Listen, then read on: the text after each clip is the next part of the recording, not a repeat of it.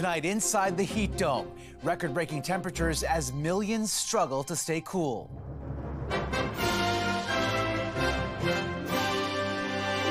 It's overwhelming. Taking precautions in the punishing weather. It's hot. It's real hot. It's almost unbearable. And when the forecast will become more forgiving. Grounded. Plans ruined as WestJet scraps dozens of flights ahead of a potential strike. Very disappointed because we were hoping to get home. Plus, putting the brakes on a disturbing message, a hate crime investigation on the streets of a Canadian city. We've seen a 500% increase in both Islamophobic and anti-Semitic narratives. And it's getting to a point where the consumer cannot take it anymore. Also, the liquid gold rush, the reasons behind the rising price of olive oil, and the search for summer blockbusters. I think that for many people it's more convenient to watch at home. Struggling theaters hope that sold-out shows are coming soon. Hi, Peanut.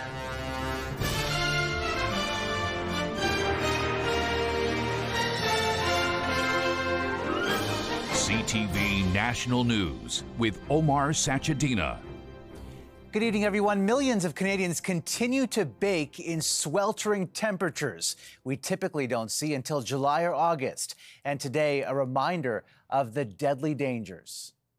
New data released today from Canada's 12 most populous cities reveals deaths went up during extreme heat waves, and urban centres with a higher proportion of renters were more at risk. In keeping with previous studies that show they are less likely to have air conditioning. CTV's Sarah Plowman on the rare pre-summer scorcher that is also bringing high humidity and stifling overnight temperatures.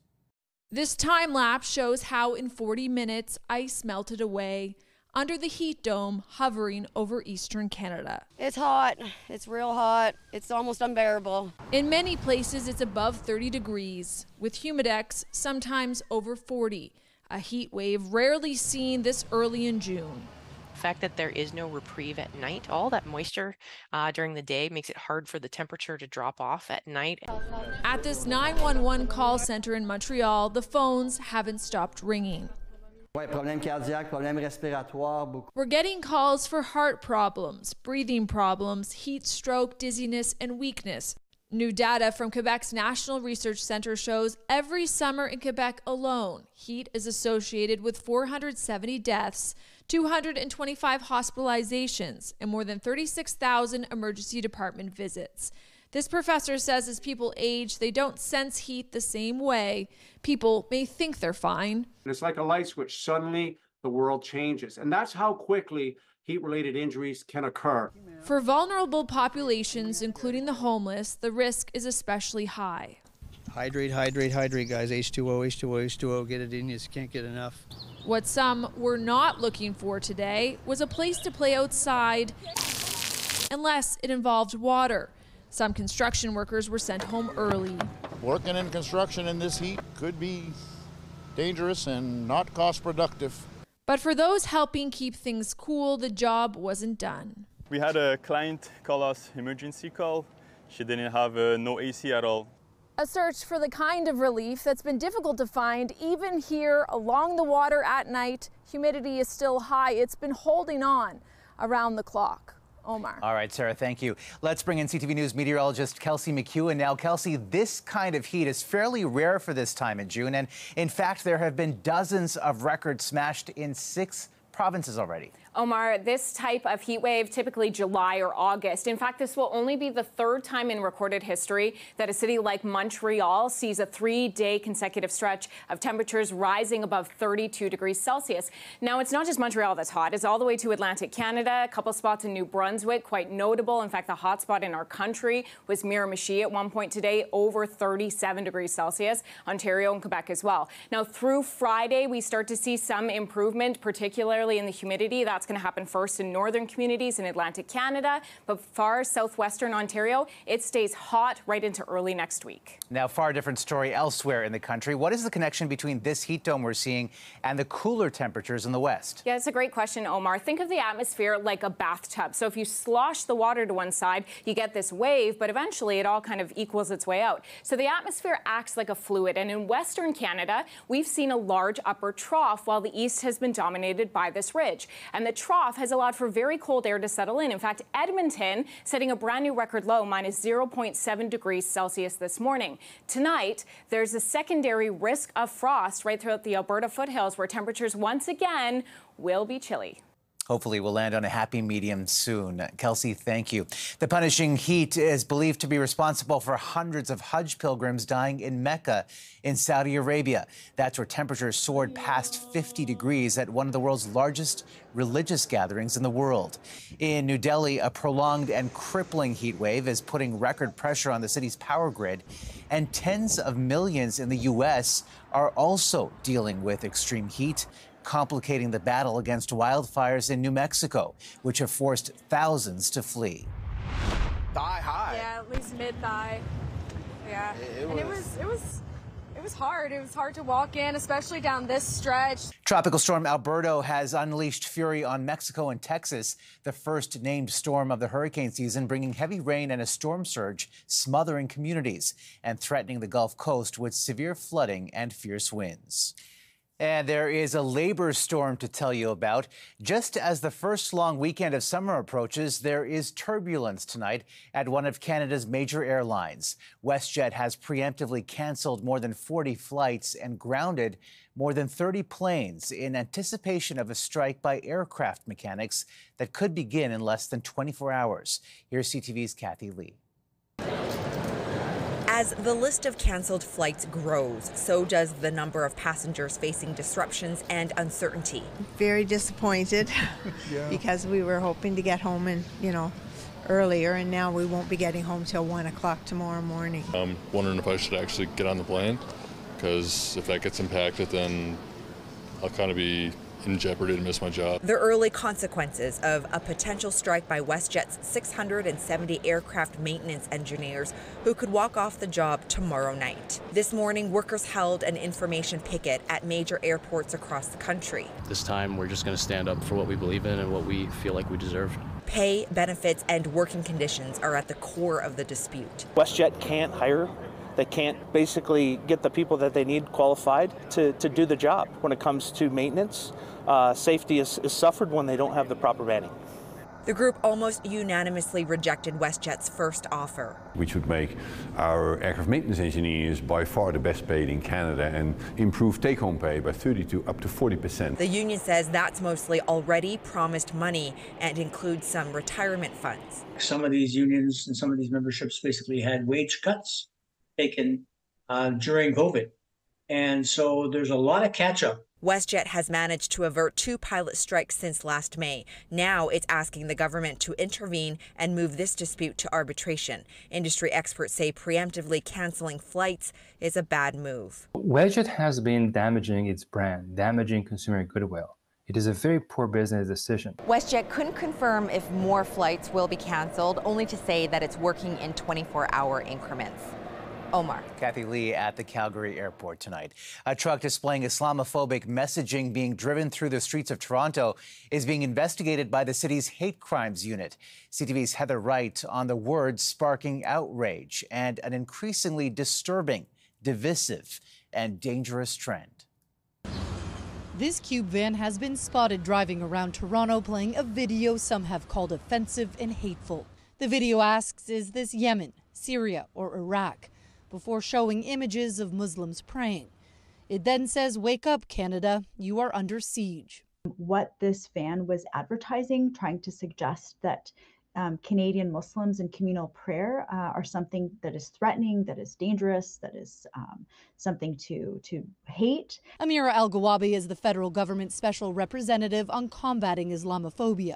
She says the message on this truck goes beyond free speech and is stoking fear within the Muslim community that the words could lead to violence. We have really been on edge when it comes to hate targeting our communities. And this is just sort of one more example of why people are really worried. Al-Gawabi says there has been a 500% increase in Islamophobic and anti-Semitic hate speech online, content that has surged since October 7th and the start of the war in Gaza. Across Canada, alleged hate crimes are also on the rise, with nearly 190 reported to Toronto police so far this year. Nearly half of them have been anti-Semitic. Let's be clear, there is a crisis of anti-Semitism in this country. And now it's time to act. Words are not enough. It's not clear who organized and paid for this truck, but Toronto police say they are aware of it and the hate crime unit is investigating. With any alleged hate crime, whether violent or non-violent, police are encouraging people to file a report. In the case of this truck, they are asking anyone with pictures or video to come forward. Heather Wright, CTV News, Toronto. Iran's Islamic Revolutionary Guard Corps is now one of 77 terrorist entities listed under Canada's criminal code. Ottawa moved ahead with that designation today after years of mounting pressure and 5 years after Washington did. It means that thousands of senior Iranian government officials will be barred from coming to Canada. Here's CTV's Michael Couture. After years of pressure from opposition parties and countless pleas from Iranian Canadian community groups, the Liberal government finally followed through on the promise to declare Iran's Islamic Revolutionary Guard Corps a terrorist organization. This action sends a strong message that Canada will use all of the tools at its disposal to combat the terrorist entity of the IRGC. Designating them a terrorist organization means police can charge anyone who supports the group financially or otherwise. Banks can also freeze the IRGC's assets, an important move, according to Hamad Esmailian. This is very important because they spend a lot of money in real estate in Canada for money laundering. For Esmailian, this is also personal. The IRGC was responsible for shooting down flight PS 725 just over Tehran in 2020.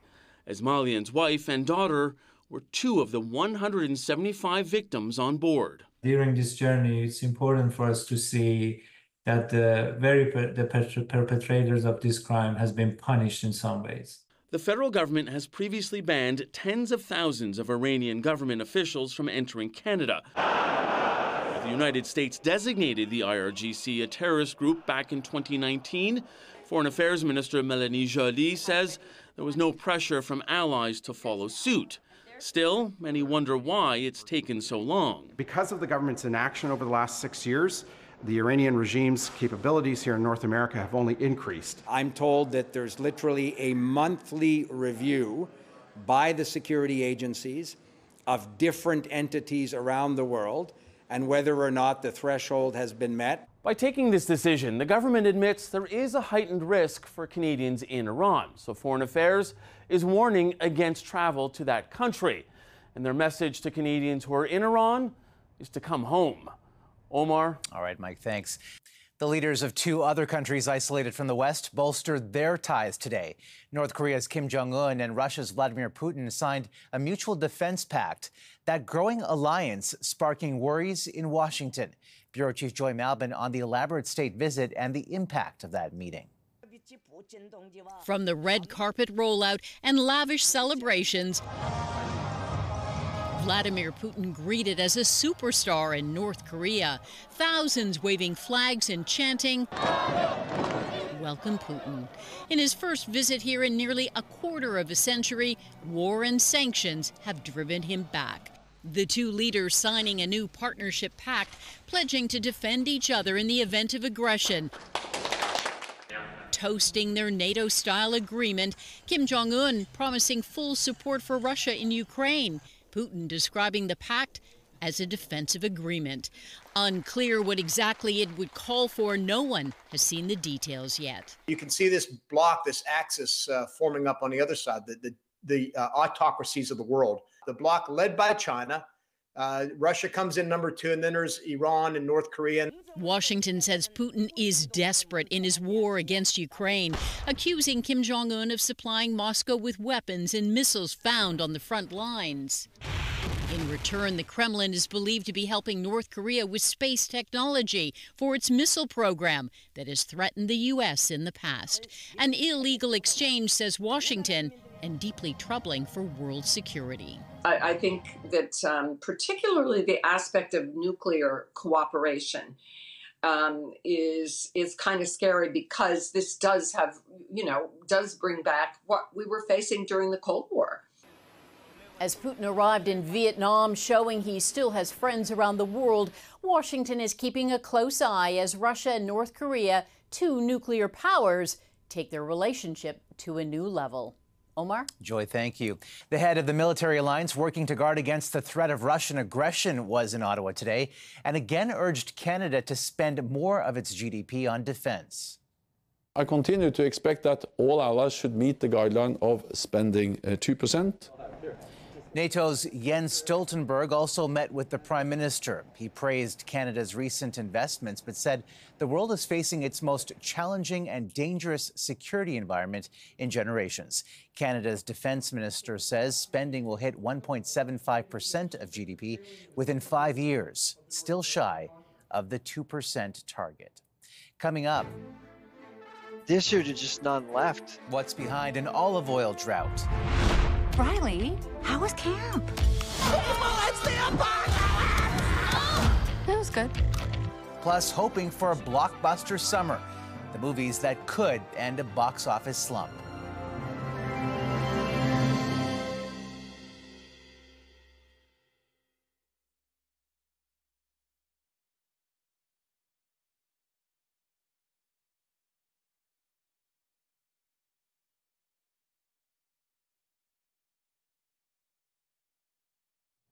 A prolonged drought in Europe is costing Canadian shoppers, and it's having a particular impact on the price of olive oil. CTV's BC Bureau Chief Andrew Johnson on the consumers and restaurant owners feeling financially fried.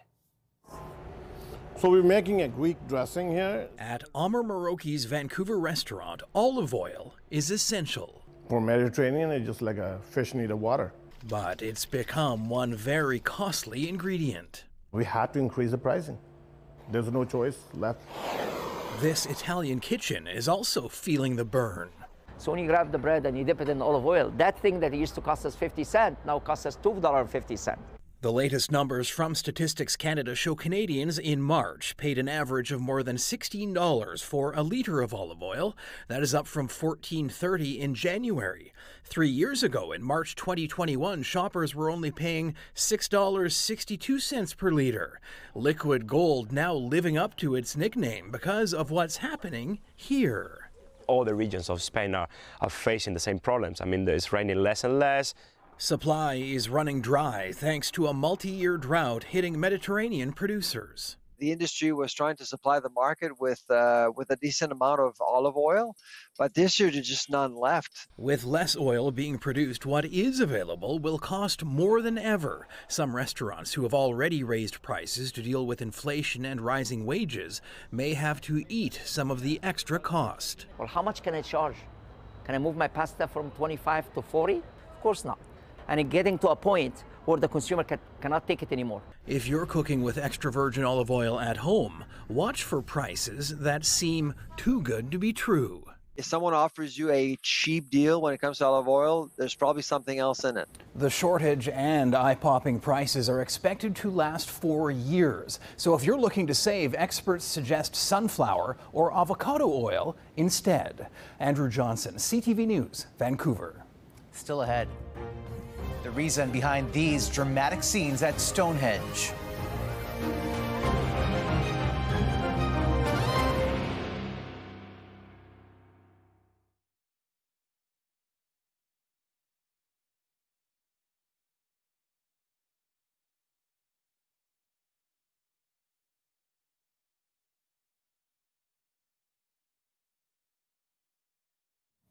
Canada has surpassed a new population threshold just 10 months after reaching 40 million. As of April 1st, it's estimated more than 41 million people now call the country home.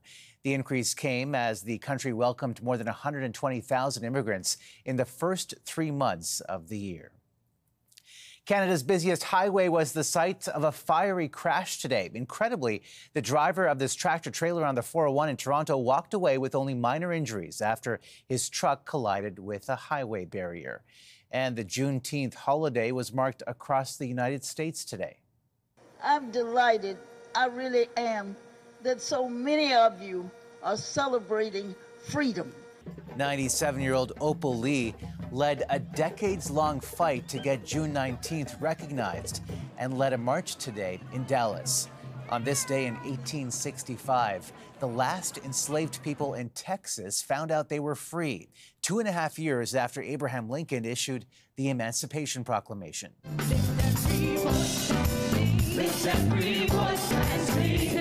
And in New York, black performers from 17 Broadway shows held a free concert in Times Square. Thousands will gather tomorrow in England to mark the summer solstice at Stonehenge. Today, though, the ancient area was hit by a protest. 2 climate activists were arrested after spraying orange paint on the monument. Stonehenge is a UNESCO World Heritage Site, and officials are investigating the damage, though the group Just Stop Oil says the paint will come off in the rain. After the break. Don't just stand there, you ape. Give me a hand up. The films vying for box office success this summer.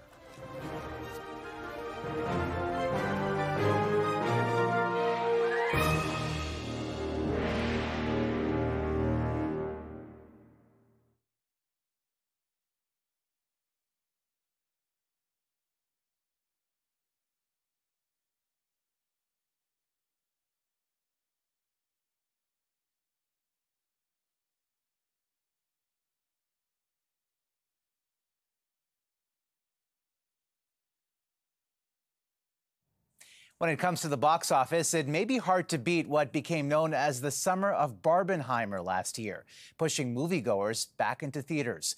But a sluggish start this year has some wondering how much longer the popcorn will keep popping. CTV's Alison Bamford on the big picture.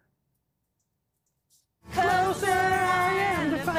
A movie moment that doesn't come around very often. Barbenheimer taking over last summer's box office. That was kind of a once, maybe not in a generation, but once every few years phenomenon. This summer, a slower start to what's typically a busy movie season. Expected hits The Fall Guy and Furiosa, a Mad Max saga, underperformed at the box office. But there are signs the momentum is shifting. Coming to you live in Riley's Mind. Inside Out 2 earned an estimated $155 million in its opening weekend, the highest since Barbie last July. If you give people movies that they want to see, they'll go to the movie theaters. People are still wanting to be entertained in kind of an old-fashioned way. An old-fashioned experience many still prefer over watching movies at home. We cried and cried together. We didn't know it would have such a depth of feeling, this movie. That's something you share, you know, when you're out, not when you're at home. Summer screenings account for about 40% of box office sales, but earlier this month, yearly ticket sales were down 26%. A trend independent movie theaters like this one fear could force them to close, according to its owner, a possibility some moviegoers can understand. I think that for many people it's more convenient to watch at home. And while fewer movies are coming to theaters this summer because of last year's writers and actors strikes halting production, experts say upcoming films like Marvel's Deadpool and Wolverine and the disaster film Twisters should hopefully turn things around. We'll look back and say, it was a slow start, but we ended up doing pretty well. A new emotion. Alison Bamford, CTV News, Regina. And that's a snapshot of this Wednesday. For all of us at CTV National News, thank you for watching and good night.